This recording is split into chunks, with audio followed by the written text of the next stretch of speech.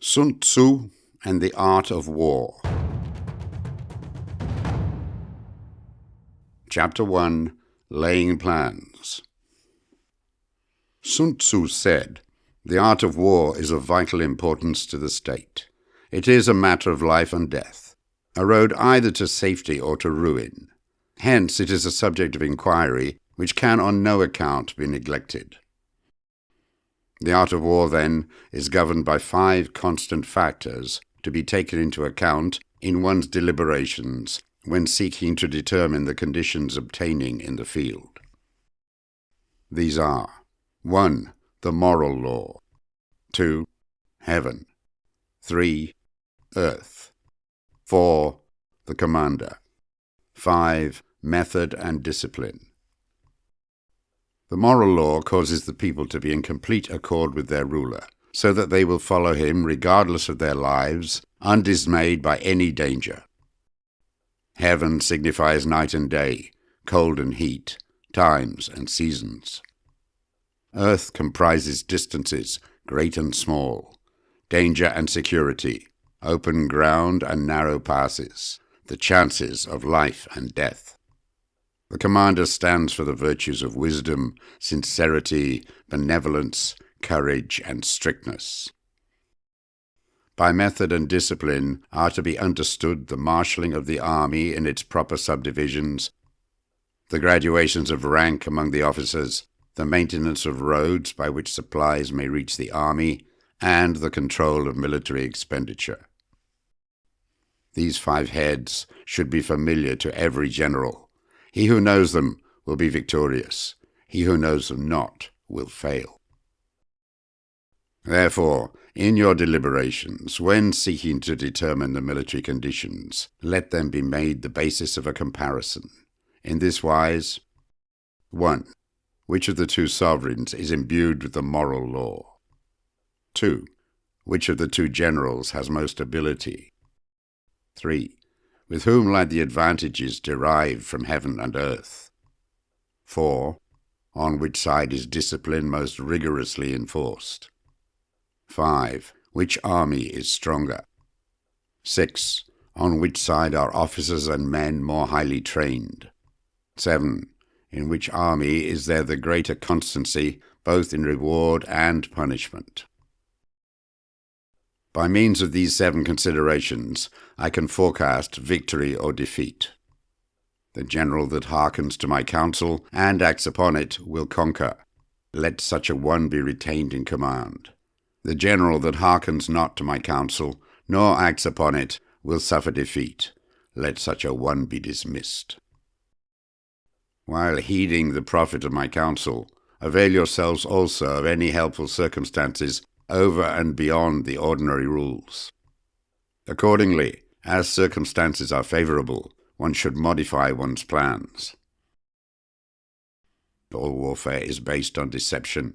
Hence, when able to attack, we must seem unable. When using our forces, we must seem inactive. When we are near, we must make the enemy believe we are far away. When far away, we must make him believe we are near. Hold out baits to entice the enemy, feign disorder, and crush him. If he is secure at all points, be prepared for him. If he is in superior strength, evade him. If your opponent is of choleric temper, seek to irritate him. Pretend to be weak, that he may grow arrogant. If he is taking his ease, give him no rest. If his forces are united, separate them. Attack him when he is unprepared. Appear where you are not expected. These military devices leading to victory must not be divulged beforehand. Now, the general who wins a battle makes many calculations in his temple ere the battle is fought. The general who loses a battle makes but few calculations beforehand. Thus do many calculations lead to victory and few calculations to defeat. How much more no calculation at all? It is by attention to this point that I can foresee who is likely to win or lose. Chapter 2. Waging War. Sun Tzu said, In the operations of war, where there are in the field 1,000 swift chariots, as many heavy chariots, and 100,000 mail-clad soldiers, with provisions enough to carry them 1,000 li. The expenditure at home and at the front, including entertainment of guests, small items such as glue and paint, and some spent on chariots and armor, will reach the total of 1,000 ounces of silver per day. Such is the cost of raising an army of 100,000 men. When you engage in actual fighting, if victory is long in coming, then men's weapons will grow dull, and their ardor will be damped. If you lay siege to a town, you will exhaust your strength. Again, if the campaign is protracted, the resources of the state will not be equal to the strain. Now, when your weapons are dulled, your ardor damped, your strength exhausted, and your treasure spent, other chieftains will spring up to take advantage of your extremity. Then no man, however wise, will be able to avert the consequences that must ensue. Thus, though we have heard of stupid haste in war, cleverness has never been seen associated with long delays. There is no instance of a country having benefited from prolonged war. It is only one who is thoroughly acquainted with the evils of war that can thoroughly understand the profitable way of carrying it on. The skillful soldier does not raise a second levy, neither are his supply wagons loaded more than twice. Bring war material with you from home, but forage on the enemy. Thus the army will have food enough for its needs. Poverty of the state exchequer causes an army to be maintained by contributions from a distance. Contributing to maintain an army at a distance causes the people to be impoverished. On the other hand, the proximity of an army causes prices to go up, and high prices cause the people's substance to be drained away. When their substance is drained away, the peasantry will be afflicted by heavy exactions. With this loss of substance and exhaustion of strength, the homes of the people will be stripped bare, and 3/10 of their income will be dissipated, while government expenses for broken chariots, worn-out horses, breastplates and helmets, bows and arrows, spears and shields, protective mantles, draft oxen and heavy wagons will amount to 4/10 of its total revenue. Hence a wise general makes a point of foraging on the enemy. 1 cartload of the enemy's provisions is equivalent to 20 of one's own, and likewise a single pickle from his provender is equal to 20 from one's own store. Now, in order to kill the enemy, our men must be roused to anger. That there may be advantage from defeating the enemy, they must have their rewards.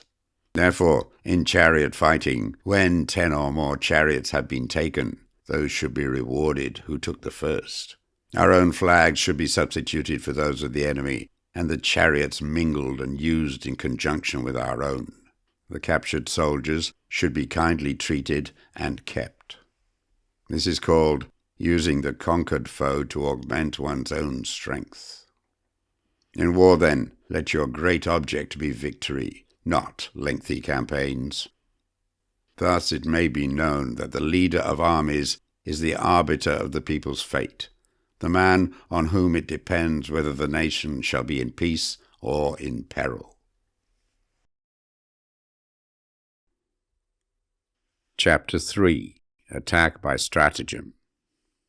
Sun Tzu said, "In the practical art of war, the best thing of all is to take the enemy's country whole and intact. To shatter and destroy it is not so good. So too, it is better to recapture an army entire than to destroy it, to capture a regiment, a detachment, or a company entire than to destroy them. Hence, to fight and conquer in all your battles is not supreme excellence. Supreme excellence consists in breaking the enemy's resistance without fighting." Thus, the highest form of generalship is to balk the enemy's plans. The next best is to prevent the junction of the enemy's forces. The next, in order, is to attack the enemy's army in the field, and the worst policy of all is to besiege walled cities. The rule is not to besiege walled cities if it can possibly be avoided. The preparation of mantlets, movable shelters, and various implements of war will take up 3 whole months, and the piling up of mounds over against the walls will take 3 months more. The general, unable to control his irritation, will launch his men to the assault like swarming ants, with the result that 1/3 of his men are slain, while the town still remains untaken. Such are the disastrous effects of a siege. Therefore, the skilled leader subdues the enemy's troops without any fighting. He captures their cities without laying siege to them. He overthrows their kingdom without lengthy operations in the field. With his forces intact, he will dispute the mastery of the empire, and thus, without losing a man, his triumph will be complete. This is the method of attacking by stratagem. It is the rule in war, if our forces are 10 to the enemy's 1, to surround him; if 5 to 1, to attack him; if twice as numerous, to divide our army into 2. If equally matched, we can offer battle. If slightly inferior in numbers, we can avoid the enemy. If quite unequal in every way, we can flee from him. Hence, though an obstinate fight may be made by a small force, in the end it must be captured by the larger force. Now, the general is the bulwark of the state. If the bulwark is complete at all points, the state will be strong.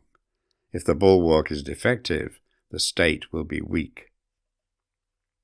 There are 3 ways in which a ruler can bring misfortune upon his army: by commanding the army to advance or to retreat, being ignorant of the fact that it cannot obey.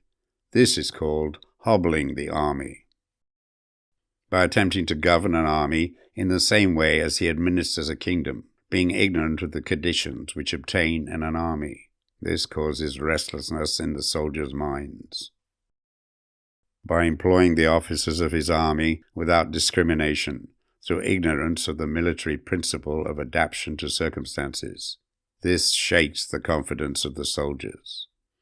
But when the army is restless and distrustful, trouble is sure to come from the other feudal princes. This is simply bringing anarchy into the army and flinging victory away. Thus we may know that there are 5 essentials for victory. 1. He will win who knows when to fight and when not to fight.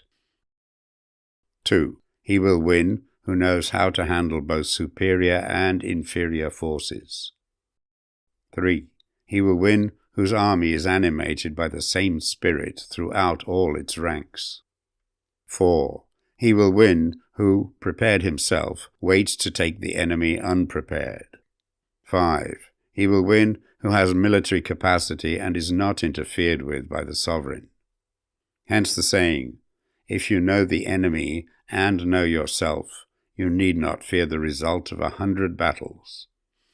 If you know yourself, but not the enemy, for every victory gained, you will also suffer a defeat. If you know neither the enemy nor yourself, you will succumb in every battle.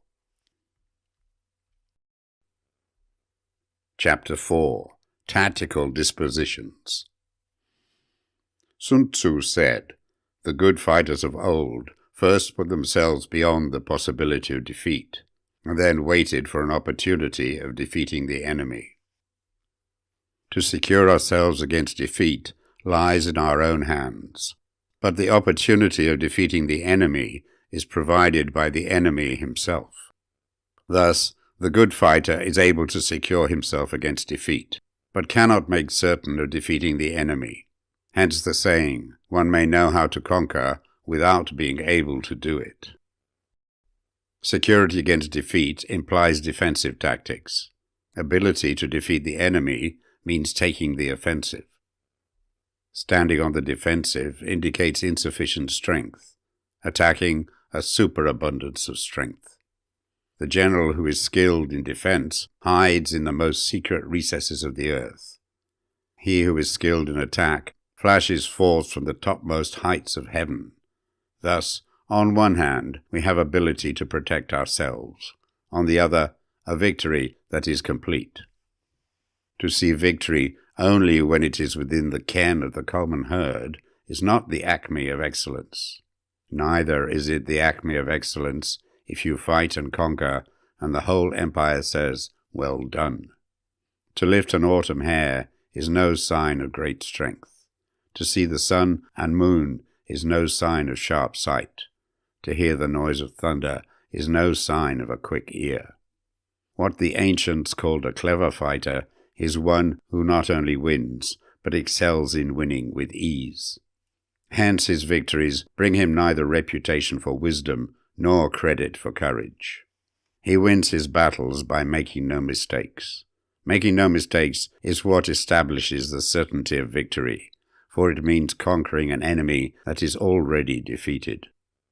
Hence the skillful fighter puts himself into a position which makes defeat impossible, and does not miss the moment for defeating the enemy.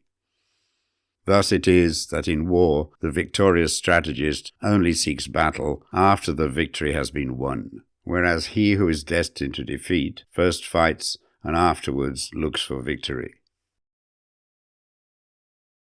The consummate leader cultivates the moral law and strictly adheres to method and discipline. Thus it is in his power to control success. In respect of military method, we have, firstly, measurement, secondly, estimation of quantity, thirdly, calculation, fourthly, balancing of chances, fifthly, victory. Measurement owes its existence to earth, estimation of quantity to measurement, calculation to estimation of quantity, balancing of chances to calculation, and victory to balancing of chances. A victorious army, opposed to a routed one, is as a pound's weight placed in a scale against a single grain. The onrush of a conquering force is like the bursting of pent-up waters into a chasm 1,000 fathoms deep. Chapter 5. Energy.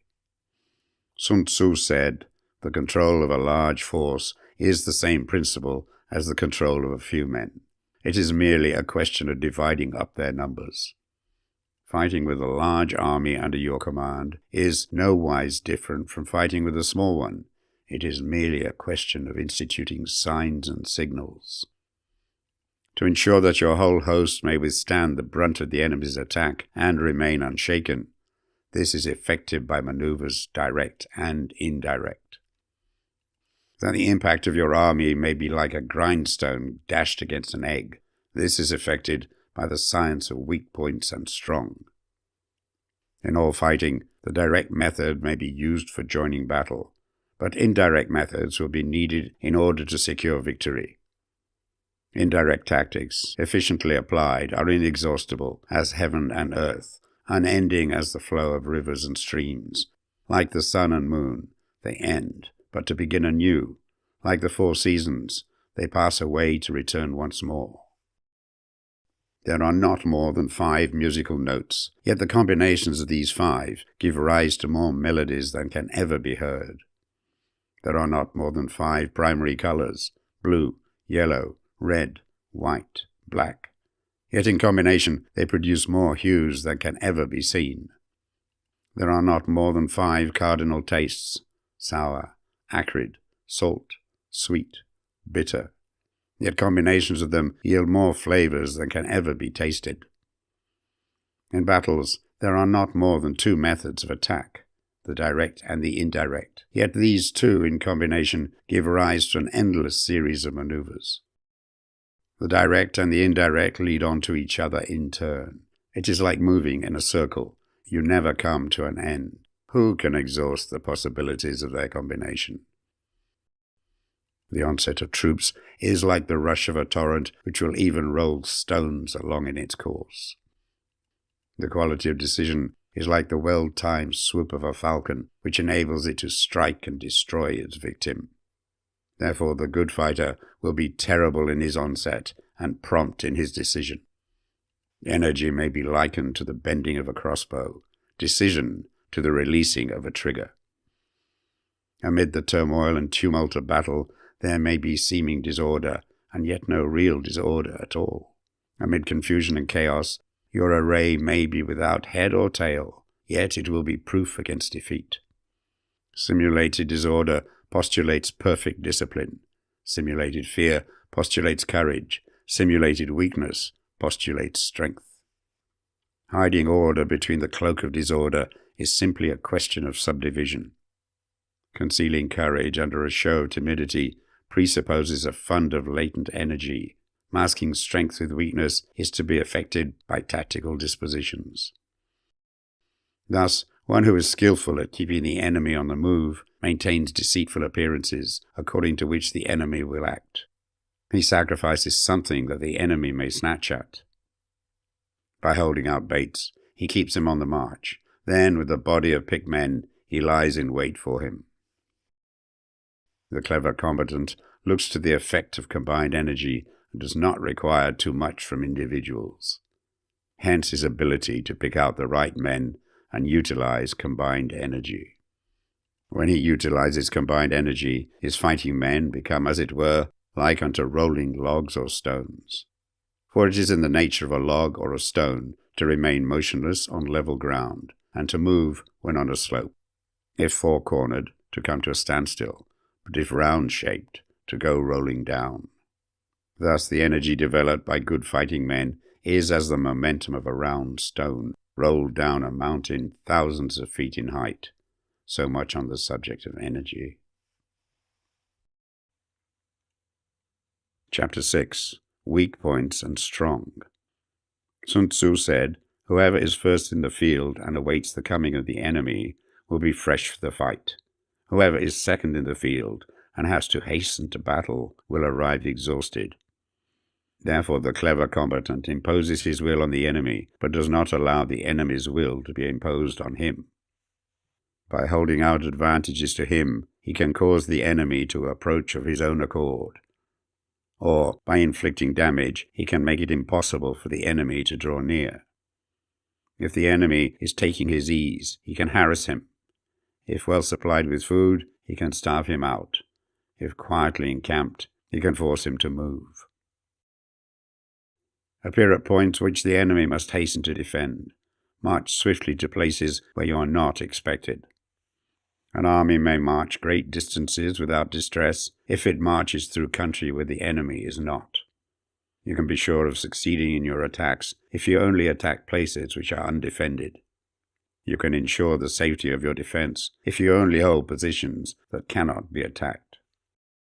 Hence, that general is skillful in attack whose opponent does not know what to defend.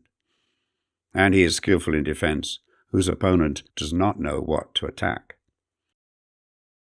O divine art of subtlety and secrecy, through you we learn to be invisible, through you inaudible, and hence we can hold the enemy's fate in our hands. You may advance and be absolutely irresistible if you make for the enemy's weak points.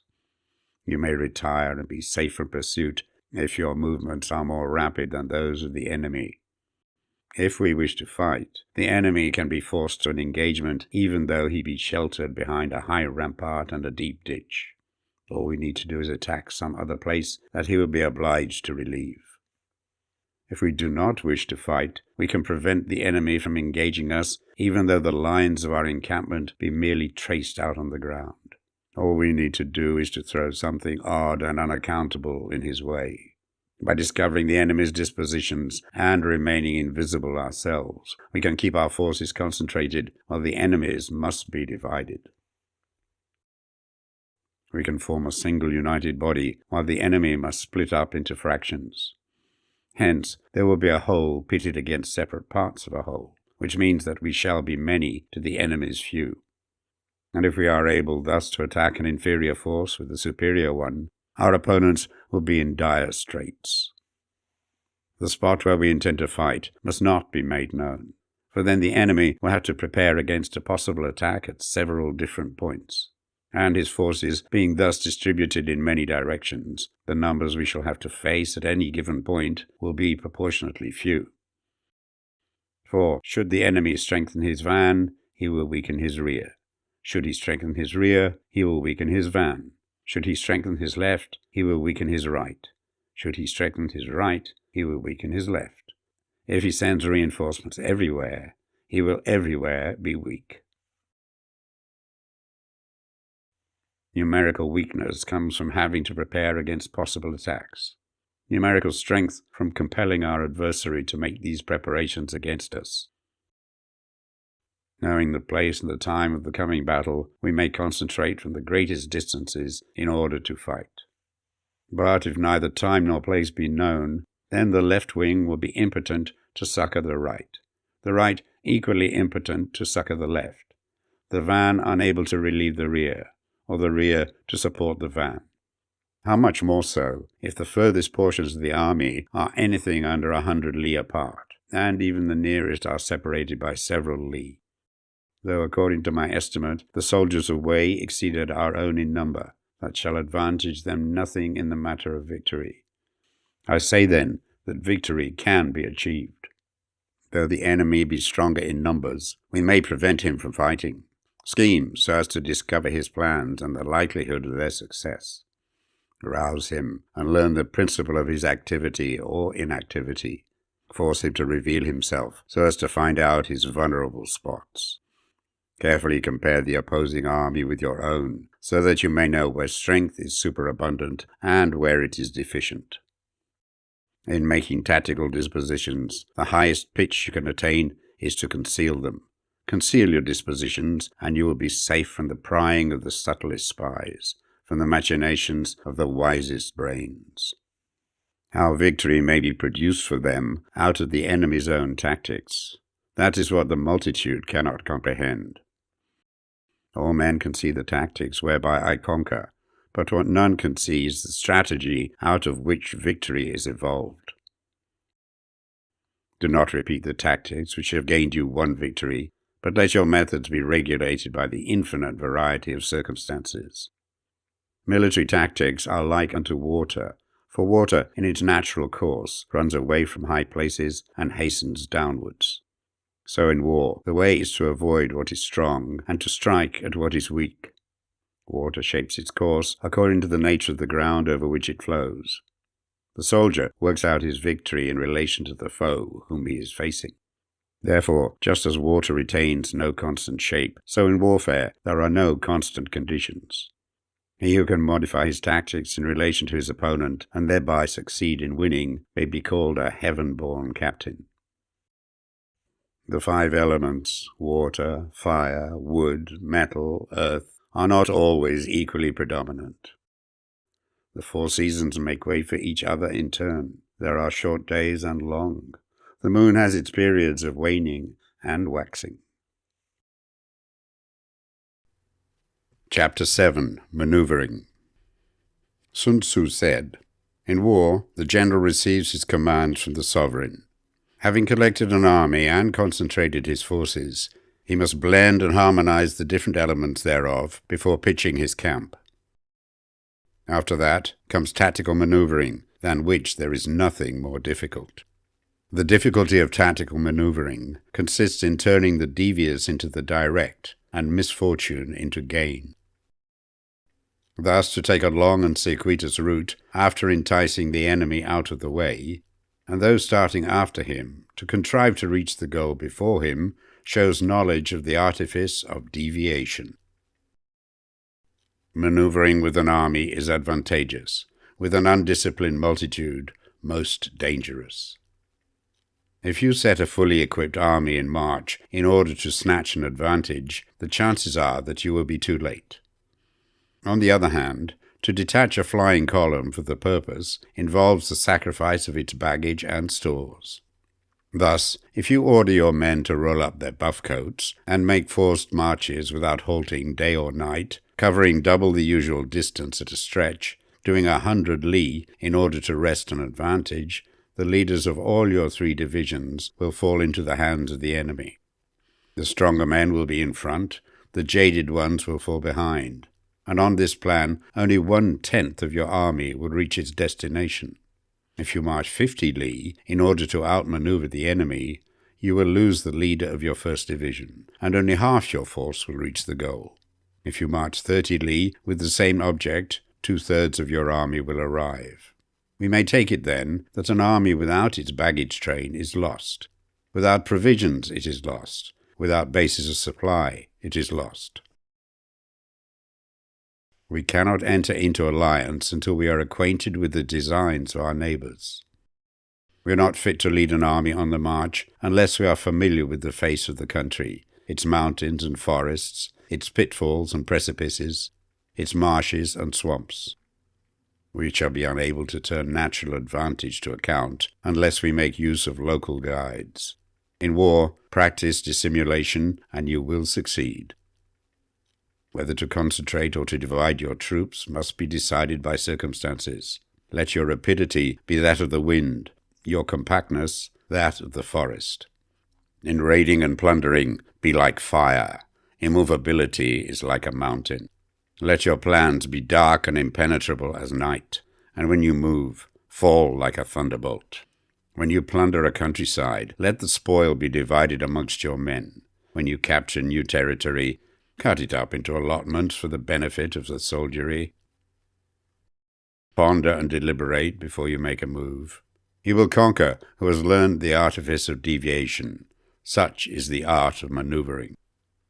The Book of Army Management says, on the field of battle, the spoken word does not carry far enough. Hence the institution of gongs and drums. Nor can ordinary objects be seen clearly enough. Hence the institution of banners and flags. Gongs and drums, banners and flags are means whereby the ears and eyes of the host may be focused on one particular point. The host thus forming a single united body, it is impossible either for the brave to advance alone or for the cowardly to retreat alone. This is the art of handling large masses of men.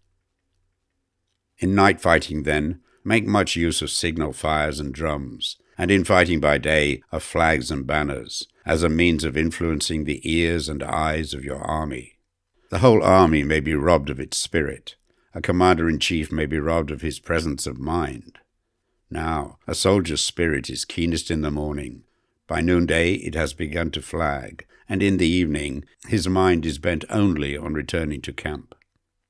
A clever general, therefore, avoids an army when the spirit is keen, but attacks it when it is sluggish and inclined to return. This is the art of studying moods. Disciplined and calm, to await the appearance of disorder and hubbub amongst the enemy. This is the art of retaining self-possession. To be near the goal while the enemy is still far from it. To wait at ease while the enemy is toiling and struggling. To be well fed while the enemy is famished. This is the art of husbanding one's strength. To refrain from intercepting an enemy whose banners are in perfect order. To refrain from attacking an army drawn up in calm and confident array. This is the art of studying circumstances. It is a military axiom not to advance uphill against the enemy, nor to oppose him when he comes downhill. Do not pursue an enemy who simulates flight. Do not attack soldiers whose temper is keen. Do not swallow bait offered by the enemy. Do not interfere with an army that is returning home. When you surround an army, leave an outlet free. Do not press a desperate foe too hard. Such is the art of warfare.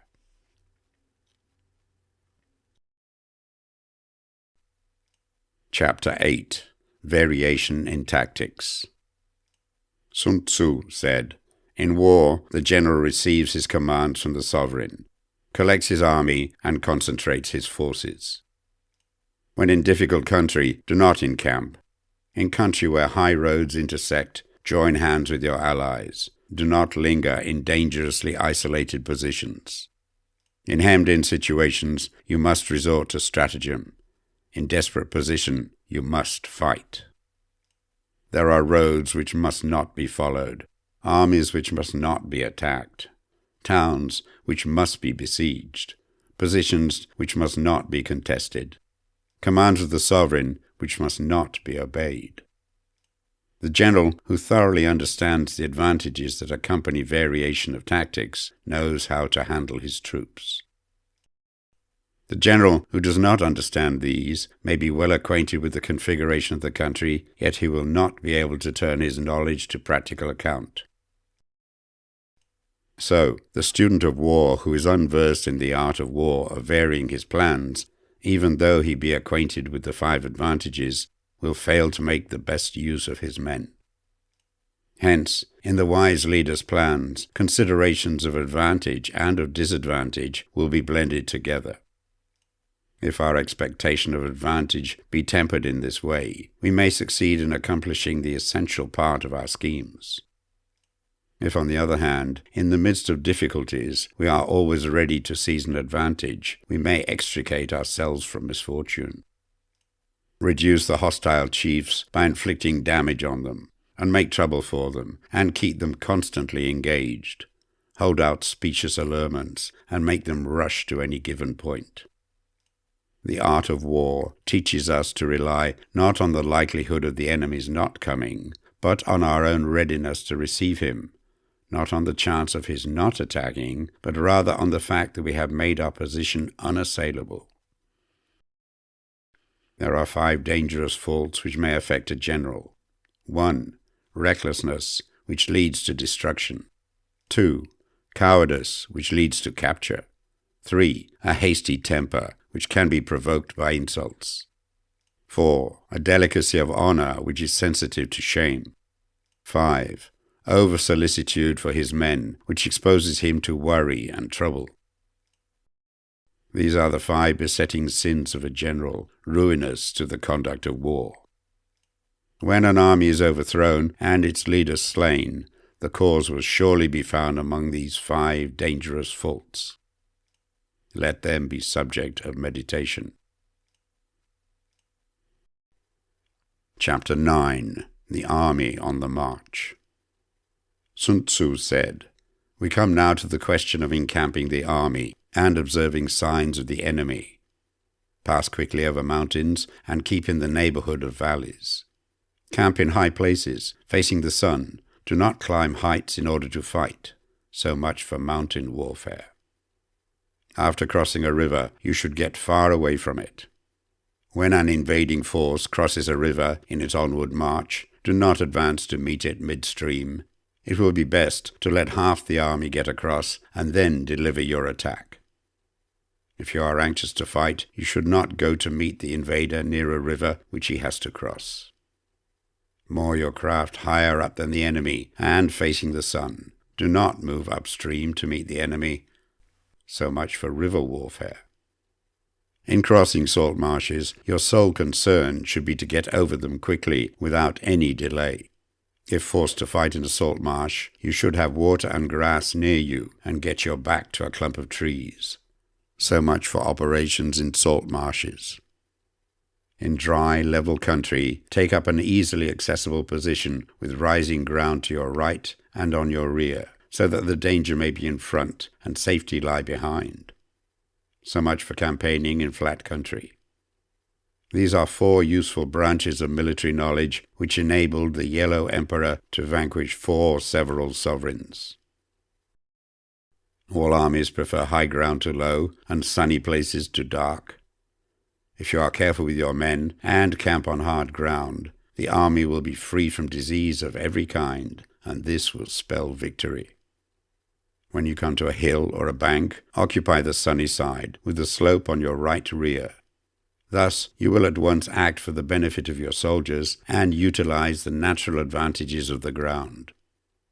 When, in consequence of heavy rains up country, a river which you wish to ford is swollen and flecked with foam, you must wait till it subsides. Country in which there are precipitous cliffs with torrents running between, deep natural hollows, confined places, tangled thickets, quagmires and crevices should be left with all possible speed and not approached. While we keep away from such places, we should get the enemy to approach them. While we face them, we should let the enemy have them on its rear. If in the neighborhood of your camp there should be any hilly country, Ponds surrounded by aquatic grass, hollow basins filled with reeds, or woods with thick undergrowth, they must be carefully routed out and searched. For these are places where men in ambush or insidious spies are likely to be lurking.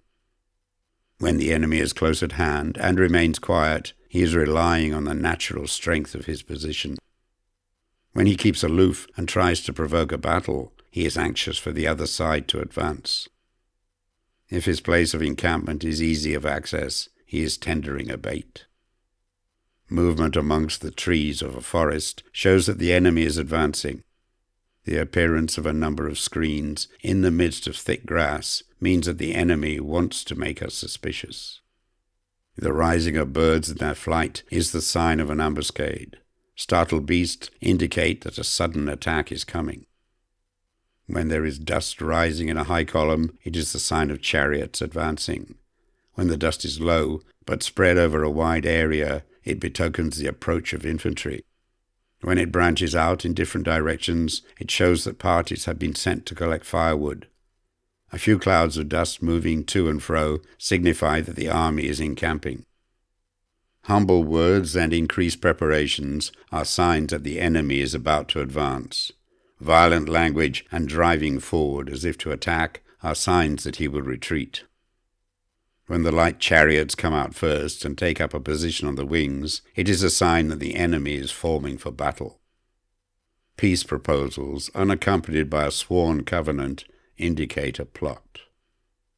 When there is much running about and the soldiers fall into rank, it means that the critical moment has come. When some are seen advancing and some retreating, it is a lure. When the soldiers stand leaning on their spears, they are faint from want of food. If those who are sent to draw water begin by drinking themselves, the army is suffering from thirst. If the enemy sees an advantage to be gained and makes no effort to secure it, the soldiers are exhausted. If birds gather on any spot, it is unoccupied. Clamour by night betokens nervousness. If there is a disturbance in the camp, the general's authority is weak. If the banners and flags are shifted about, sedition is afoot. If the officers are angry, it means the men are weary. When an army feeds its horses with grain and kills its cattle for food, and when the men do not hang their cooking pots over the campfires, showing that they will not return to their tents, you may know that they are determined to fight to the death. The sign of men whispering together in small knots or speaking in subdued tones points to disaffection amongst the rank and file. Too frequent rewards signify that the enemy is at the end of his resources. Too many punishments betray a condition of dire distress. To begin by bluster, but afterwards to take fright at the enemy's numbers, shows a supreme lack of intelligence. When envoys are sent with compliments in their mouths, it is a sign that the enemy wishes for a truce. If the enemy's troops march up angrily and remain facing ours for a long time without either joining battle or taking themselves off again, the situation is one that demands great vigilance and circumspection. If our troops are no more in numbers than the enemy, that is amply sufficient. It only means that no direct attack can be made. What we can do is simply to concentrate all our available strength, keep a close watch on the enemy, and obtain reinforcements. He who exercises no forethought but makes light of his opponents is sure to be captured by them. If soldiers are punished before they have grown attached to you, they will not prove submissive, and, unless submissive, then will be practically useless. If, when soldiers have become attached to you, punishments are not enforced, they will still be useless. Therefore, soldiers must be treated in the first instance with humanity, but kept under control by means of iron discipline. This is a certain road to victory. If in training soldiers, commands are habitually enforced, the army will be well disciplined. If not, its discipline will be bad. If a general shows confidence in his men, but always insists on his orders being obeyed, the gain will be mutual. Chapter 10. Terrain. Sun Tzu said, We may distinguish 6 kinds of terrain, to wit: 1. Accessible ground. 2. Entangling ground. 3. Temporizing ground. 4. Narrow passes. 5. Precipitous heights. 6. Positions at a great distance from the enemy. Ground which can be freely traversed by both sides is called accessible. With regard to ground of this nature, be before the enemy in occupying the raised and sunny spots, and carefully guard your line of supplies. Then you will be able to fight with advantage. Ground which can be abandoned but is hard to reoccupy is called entangling. From a position of this sort, if the enemy is unprepared, you may sally forth and defeat him. But if the enemy is prepared for your coming, and you fail to defeat him, then, return being impossible, disasters will ensue. When the position is such that neither side will gain by making the first move, it is called temporizing ground. In a position of this sort, even though the enemy should offer us an attractive bait, it will be advisable not to stir forth, but rather to retreat, thus enticing the enemy in his turn. Then, when part of his army has come out, we may deliver our attack with advantage. With regard to narrow passes, if you can occupy them first, let them be strongly garrisoned and await the advent of the enemy. Should the army forestall you in occupying a pass, do not go after him if the pass is fully garrisoned, but only if it is weakly garrisoned. With regard to precipitous heights, if you are beforehand with your adversary, you should occupy the raised and sunny spots, and there wait for him to come up. If the enemy has occupied them before you, do not follow him, but retreat and try to entice him away. If you are situated at a great distance from the enemy, and the strength of the 2 armies is equal, it is not easy to provoke a battle, and fighting will be to your disadvantage. These 6 are the principles connected with earth. The general who has attained a responsible post must be careful to study them. Now an army is exposed to 6 several calamities, not arising from natural causes, but from faults for which the general is responsible. These are: 1. Flight. 2. Insubordination. 3. Collapse. 4. Ruin. 5. Disorganization. 6. Rout. Other conditions being equal, if one force is hurled against another 10 times its size, the result will be the flight of the former. When the common soldiers are too strong and their officers too weak, the result is insubordination. When the officers are too strong and the common soldiers too weak, the result is collapse.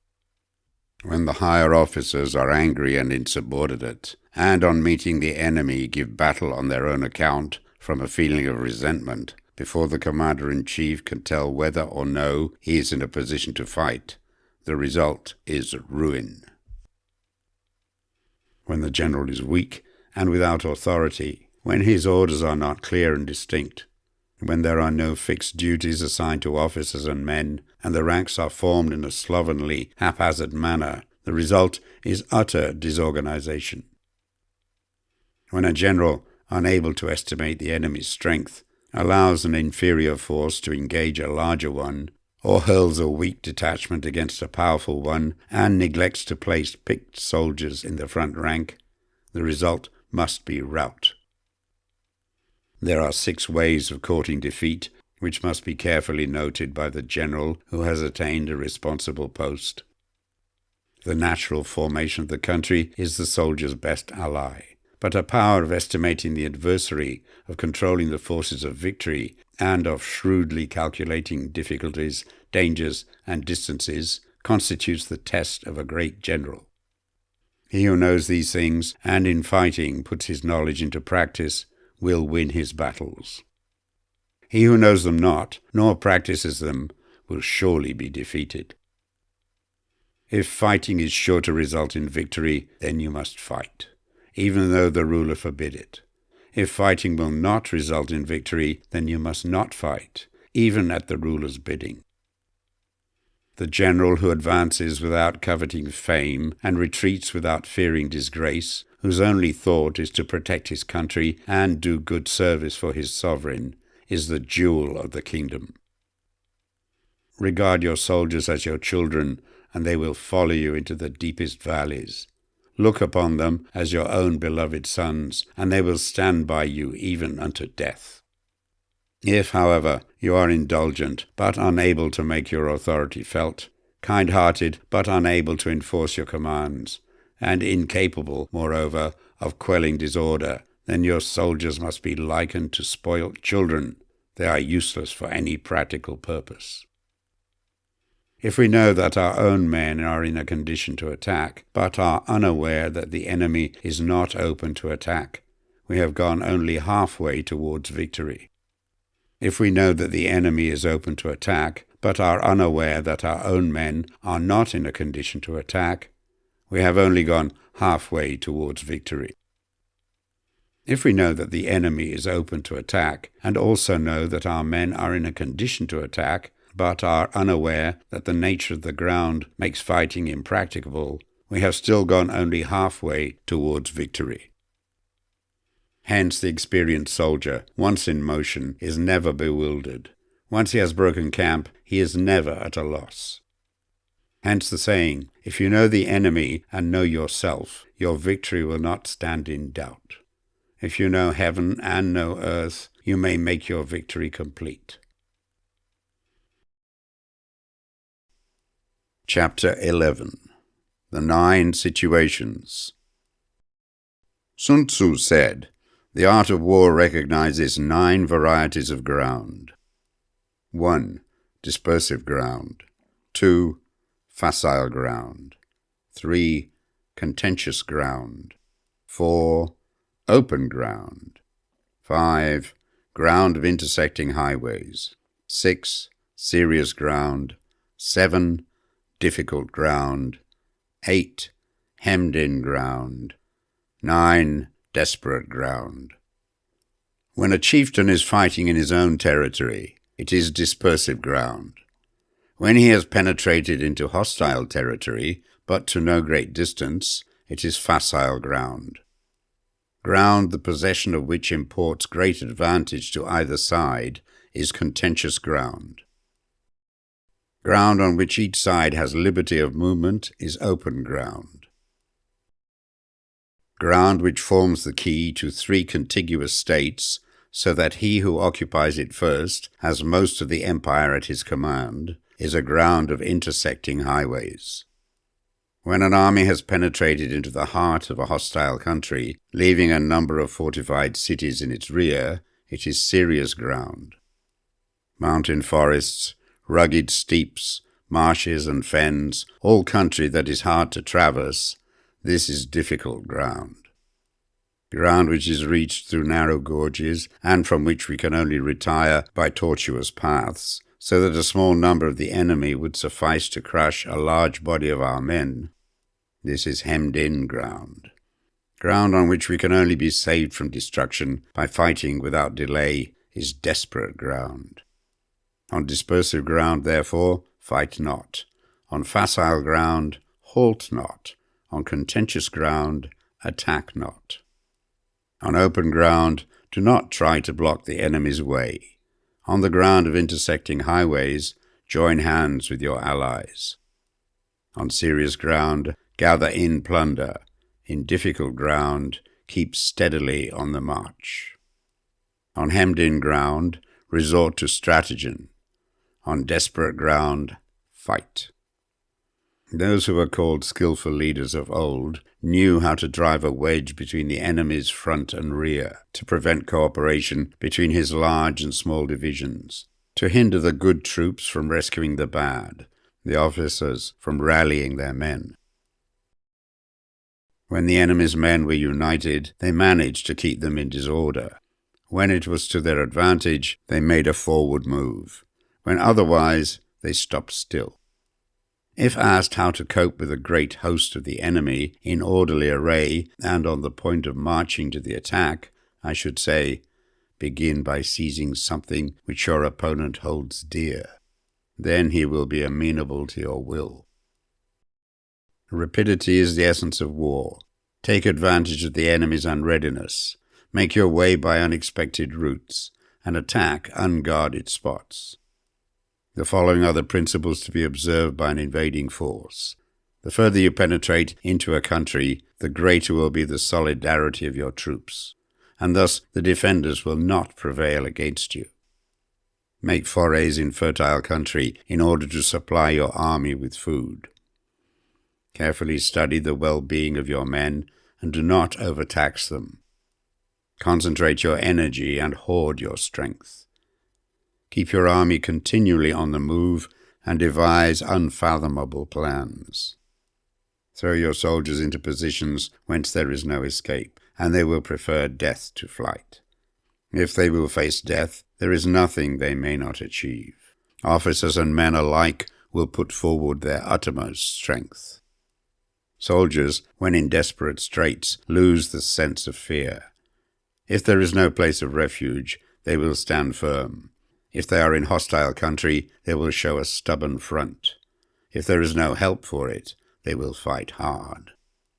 Thus, without waiting to be marshalled, the soldiers will be constantly on the qui-vive, without waiting to be asked. They will do your will without restrictions. They will be faithful without giving orders. They can be trusted. Prohibit the taking of omens, and do away with superstitious doubts. Then, until death itself comes, no calamity need be feared. If our soldiers are not overburdened with money, it is not because they have a distaste for riches. If their lives are not unduly long, it is not because they are disinclined to longevity.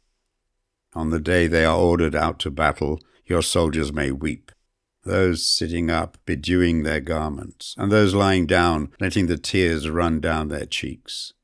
But let them once be brought to bay, and they will display the courage of a Chu or a Kui.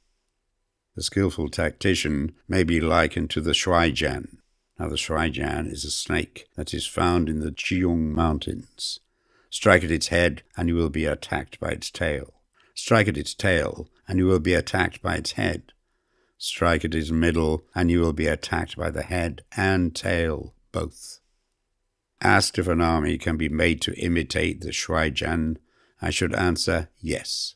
For the men of Wu and the men of Yue are enemies, yet if they are crossing a river in the same boat and are caught by a storm, they will come to each other's assistance, just as the left hand helps the right.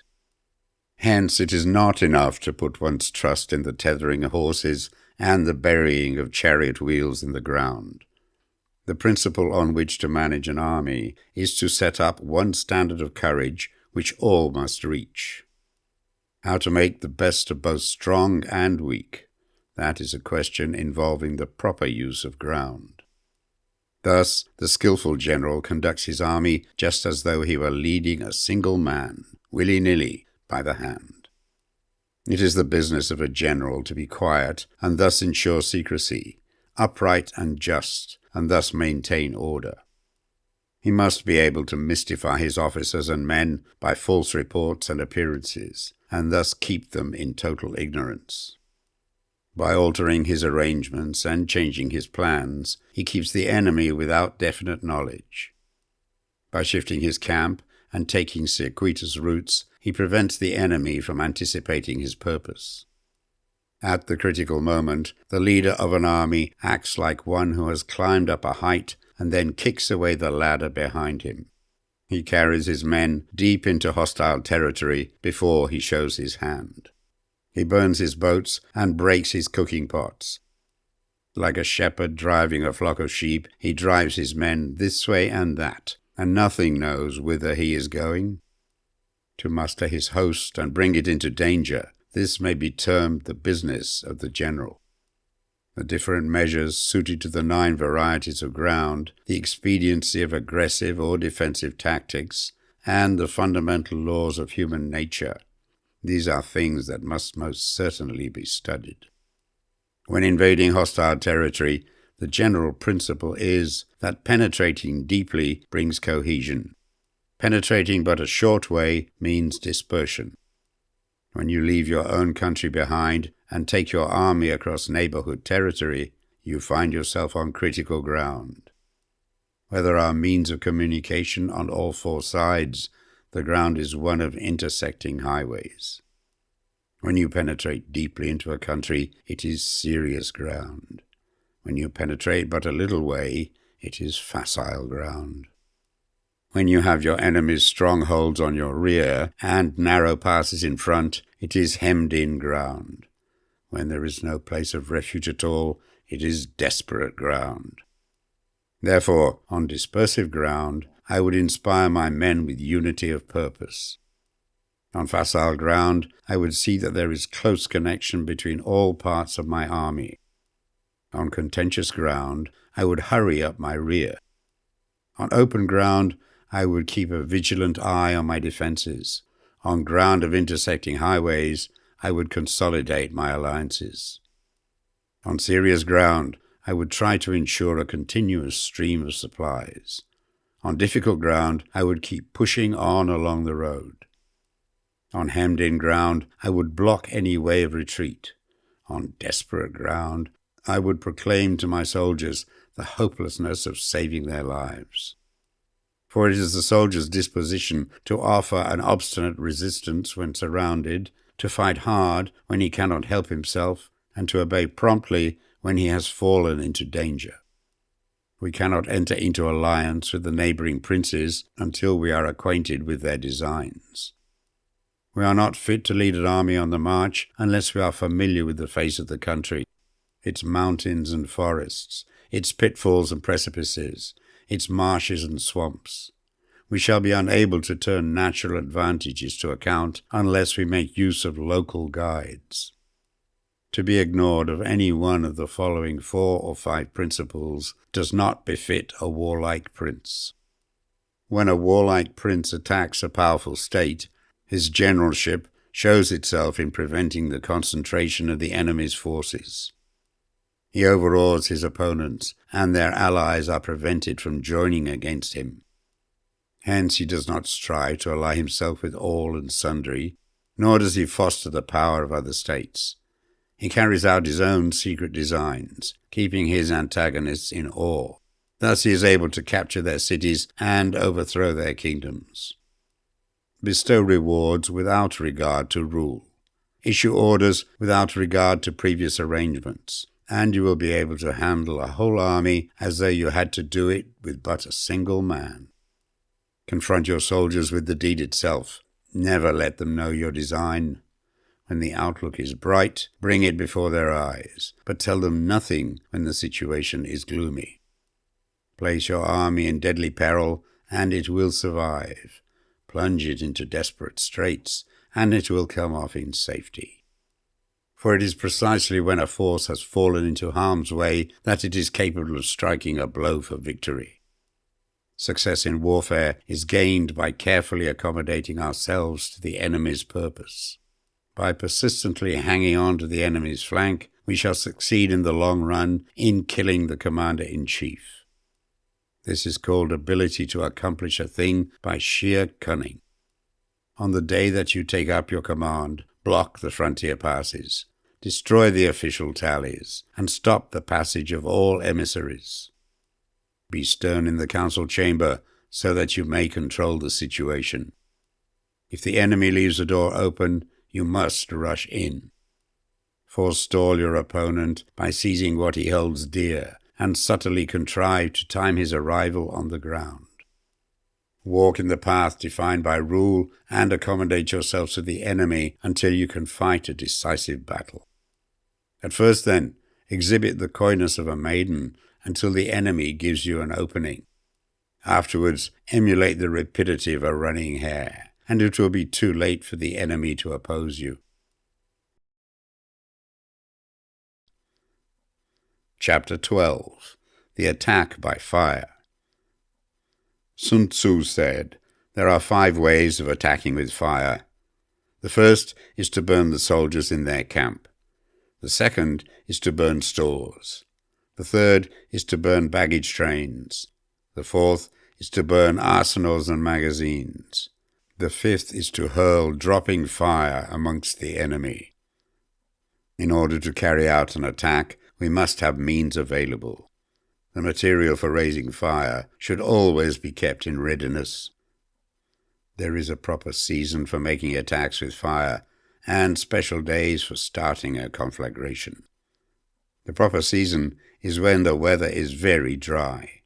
The special days are those when the moon is in the constellations of the sieve, the wall, the wing, or the crossbar.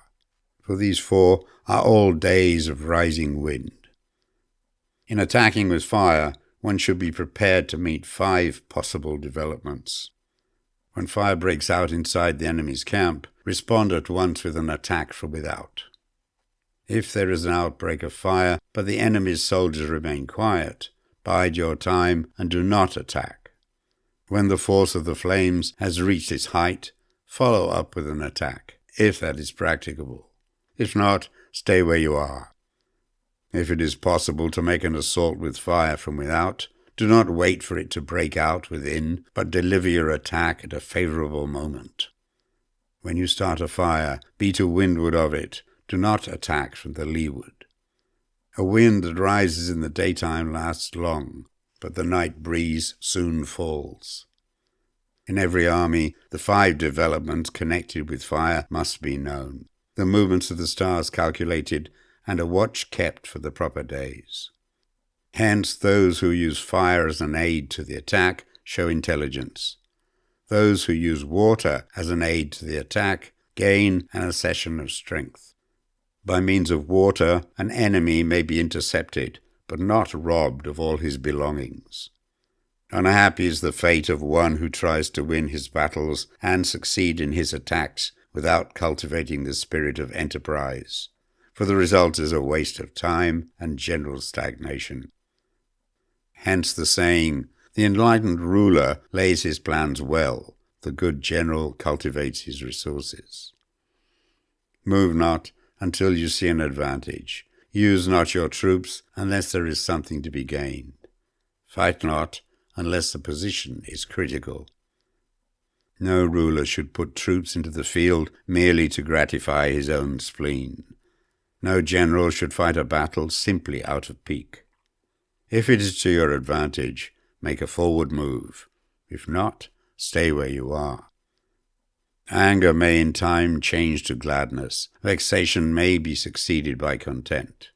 But a kingdom that has once been destroyed can never come back again into being, nor can the dead ever be brought back to life.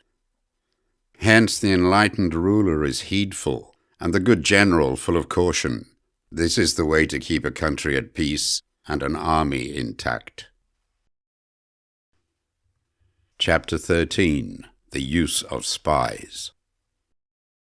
Sun Tzu said, "Raising a host of 100,000 men and marching them great distances entails heavy loss on the people and a drain on the resources of the state. The daily expenditure will amount to 1,000 ounces of silver. There will be commotion at home and abroad, and men will drop down exhausted on the highways. As many as 700,000 families will be impeded in their labor. Hostile armies may face each other for years, striving for the victory which is decided in a single day. This being so, to remain in ignorance of the enemy's condition simply because one grudges the outlay of 100 ounces of silver in honors and emoluments is the height of inhumanity. One who acts thus is no leader of men, no present help to his sovereign, no master of victory. Thus, what enables the wise sovereign and the good general to strike and conquer and achieve things beyond the reach of ordinary men is foreknowledge. Now this foreknowledge cannot be elicited from spirits. It cannot be obtained inductively from experience, nor by any deductive calculation. Knowledge of the enemy's dispositions can only be obtained from other men. Hence the use of spies, of whom there are 5 classes. 1. Local spies. 2. Inward spies. 3. Converted spies. 4. Doomed spies. 5. Surviving spies. When these 5 kinds of spy are all at work, none can discover the secret system. This is called divine manipulation of the threads. It is the sovereign's most precious faculty. Having local spies means employing the services of the inhabitants of a district. Having inward spies, making use of officials of the enemy. Having converted spies, getting hold of the enemy's spies and using them for our own purposes. Having doomed spies, doing certain things openly for purposes of deception and allowing our spies to know of them and report them to the enemy. Surviving spies, finally, are those who bring back news from the enemy's camp. Hence it is that which none in the whole army are more intimate relations to be maintained than with spies. None should be more liberally rewarded. In no other business should greater secrecy be preserved. Spies cannot be usefully employed without a certain intuitive sagacity. They cannot be properly managed without benevolence and straightforwardness. Without subtle ingenuity of mind, one cannot make certain of the truth of their reports. Be subtle, and use your spies for every kind of business. If a secret piece of news is divulged by a spy before the time is ripe, he must be put to death, together with the man to whom the secret was told. Whether the object be to crush an army, to storm a city, or to assassinate an individual, it is always necessary to begin by finding out the names of the attendants, the aides-de-camp, and doorkeepers, and sentries of the general in command. Our spies must be commissioned to ascertain these. The enemy's spies, who have come to spy on us, must be sought out, tempted with bribes, led away, and comfortably housed. Thus they will become converted spies and available for our service. It is through the information brought by the converted spy that we are able to acquire and employ local and inward spies.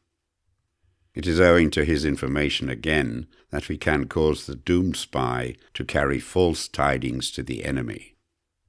Lastly, it is by his information that the surviving spy can be used on appointed occasions. The end and aim of spying, in all its 5 varieties, is knowledge of the enemy, and this knowledge can only be derived in the first instance from the converted spy. Hence it is essential that the converted spy be treated with the utmost liberality. Of old, the rise of the Yin dynasty was due to Ai Chi, who had served under the Hsia. Likewise, the rise of the Chou dynasty was due to Liu Ya, who had served under the Yin. Hence, it is only the enlightened ruler and the wise general who will use the highest intelligence of the army for purposes of spying, and thereby they achieve great results. Spies are a most important element in warfare, because on them depends an army's ability to move.